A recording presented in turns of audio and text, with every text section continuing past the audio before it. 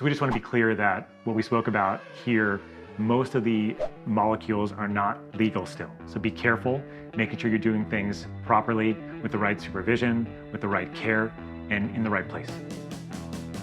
Many programmers in Silicon Valley are on microdose of LSD. It's not something you take lightly, right? Yeah. These are molecules that have significant impact and shift your perspective. First, you optimize your the patient or the client with his metabolome. You don't want to do like a rent-a-shaman from Peru? No? They recommend like eye shades, and once the door to the gates of hell has been opened, it's like on your successive journeys, it will be open. Hi, my name is Dr. Scott Sherr. I'm a board-certified internal medicine physician specializing in health optimization medicine and hyperbaric oxygen therapy. Hi, I'm Dr. Theodore Achacoso. I am specialized in several areas: pharmacology, toxicology, interventional neuroradiology, medical informatics, and I am the founder of Troscriptions and health optimization medicine and practice charity. Well, Dr. Ted, today we get to speak about one of our favorite topics, maybe yours specifically, psychedelics.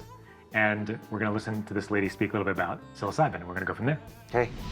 Here's why psychedelic research has gone viral. Psilocybin behaves like no other medication treatment we have. After 1 or 2 doses, people in the studies reported positive changes in mood, attitude, and behavior that lasts months to years. In a 2008 study, many people reported 14 months later that the psilocybin was the most personally meaningful and spiritually significant experience of their lives. Some people have referred to the treatment with psychedelics as having an inverse PTSD effect. With PTSD, you have a single exposure to something traumatic that has long-lasting negative mental effects because of the way the experience rewires your brain. Similarly, with the psychedelics, 1 dose has shown to have long-lasting positive effects on your worldview, your attitude, mood, and behavior. All right, so Dr. Ted, tell us about what she's speaking about here. I don't disagree with her, essentially because, she's just repeating the studies that have been made public. So, there's nothing new here that she's really saying. These are also survey studies, your post-experience. So, that there's a margin of error for that one, sure. Right? But the term that she doesn't use is the neuroplasticity, right?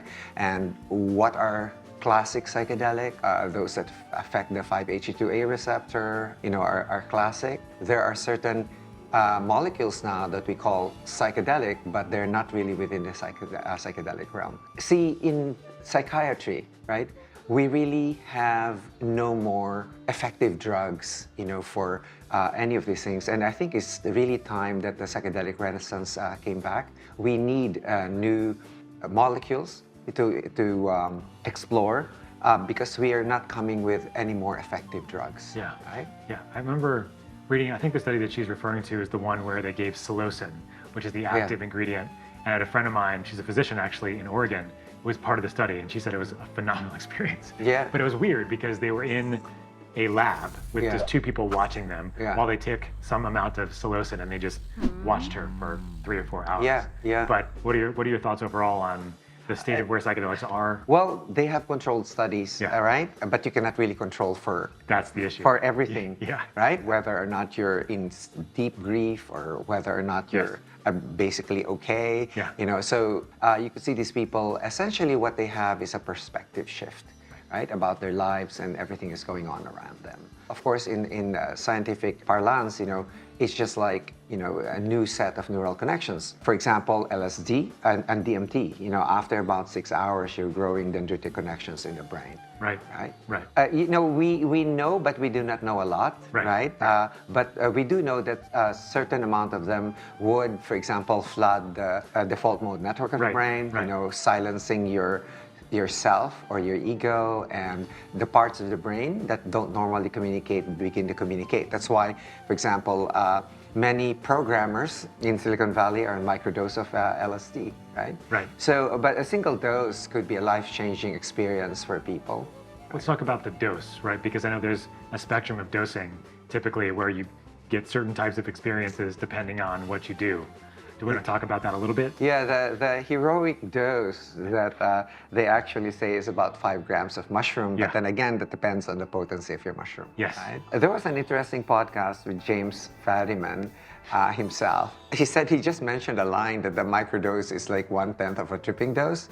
So, for example, for LSD, which is 100 micrograms of a tripping dose, and he just said that out loud, and it suddenly became the rule. And Yeah, the sub-perceptual thing is tricky, right? Yeah. It's an interesting spectrum, right? Because then you have that middle ground, which is kind of the challenging ground for a lot of people, right? Yeah. The emotional ground that can sometimes have to be traversed. Yeah, it's interesting if you look at the studies. If you have a microdose, everything's just subperceptual, the world is clearer and more refreshing, right? And then you go into like 3 grams, which is like highly emotional, and most people are crying at that point, which I really hate.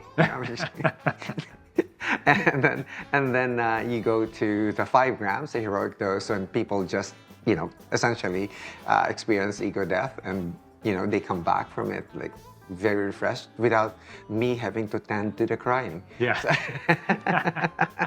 So when we think about psychedelics, I know you have the framework that you've developed called Health Optimization Medicine in Practice. Yeah. How do you think about psychedelics within the health optimization framework? Actually, my point with psychedelics for health optimization is actually twofold, right? First, you optimize the patient or the client with his metabolome, right. or micronutrients, macronutrients, right. How the Krebs cycles are forming, neurotransmitters, oxidative stress, and so on. You have to work on those first, because maybe what the person needs is a simple vitamin B6 repletion based on your test, right? And doesn't need to take any psychedelics at all. Right. The second part would be, if you're 26 and above, that's when the myelination of the brain is complete, right? And then that's when I actually say, if you're really interested in it, find a person who you trust, and find a person with a good source. I'm not endorsing everyone to do it. It's right. not for the faint of heart, right? Yeah. Contrary to people's perception that it's addictive, it's like one of the most non-addictive things you can have around. I mean, this experience can be very scary. Yes. Right. Once you start having some interesting experiences. Yeah. I think Sam Harris talks about this, right? Yeah, he said once the door to the gates of hell has been opened, it's like on your successive journeys, it will be open. Yeah, he went back to it after many years, but I think it's not something you take lightly, right? Yeah. These are molecules that have significant impact and shift your perspective. Yeah. One of the things I wanted to kind of just remind people that you said is that the brain fully myelinates at about 26. And this is why most of us feel like we're around 26 years old if we think about how we feel. Like, remember my grandmother, she was 89 when she died, and she's like, I still feel like I'm 26 or 27. And I think that's pretty common. But your thoughts about people trying psychedelics earlier than that? Do you think it's not a good idea overall? I think overall it's not a good idea, because it might affect prefrontal cortex, which is the last to remyelinate, right? The brain goes into several phases of myelination, right? Yeah. And so I would recommend that for classic psychedelics, just be safer, and wait until you're about 26 years old, and if you really want to try them, go. Right. And there's been some studies out there that have been debunked, but talked about some of the dangers of some of the psychedelics, maybe the non-classic psychedelics like MDMA. Do you have any thoughts about that? Actually, it's more on LSD, where there's reports of like a flashback, right? Even 20 years later after taking. But if you take a look at the amounts that they took, like Jesus Christ, it's like 400, 500 micrograms. For things like MDMA and non-classic psychedelics, the ones that have a high risk for addiction really are those with the phenethylamine class, right? The ones that have an amphetamine effect. MDMA is an unusual drug, right? Because although it's an amphetamine, if you look at the structure, it actually has an attachment in there that actually raises your serotonin, right? Much more than it will raise the norepinephrine and dopamine, right? So norepinephrine and dopamine are the ones that will hook you because of the feeling that you get, right? But if you combine with the high level of serotonin, what happens is that you get the entactogenic feeling, I love everyone, and and so on. And then after the experience, like, fuck you. Yeah, was it the Suicide Tuesday or something, right? And after that, if you don't support the brain Right, exactly.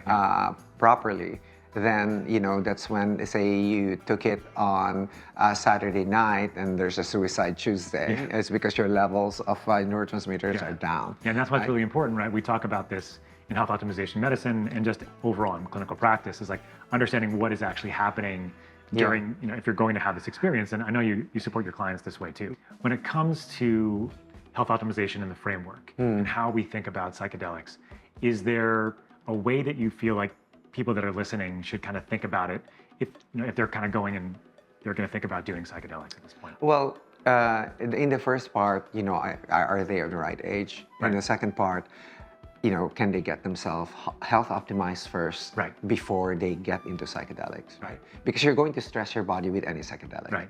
After that is when you look for an actually good psychedelic therapist, someone who knows what he's doing. Hopkins, for example, has posted its playlists.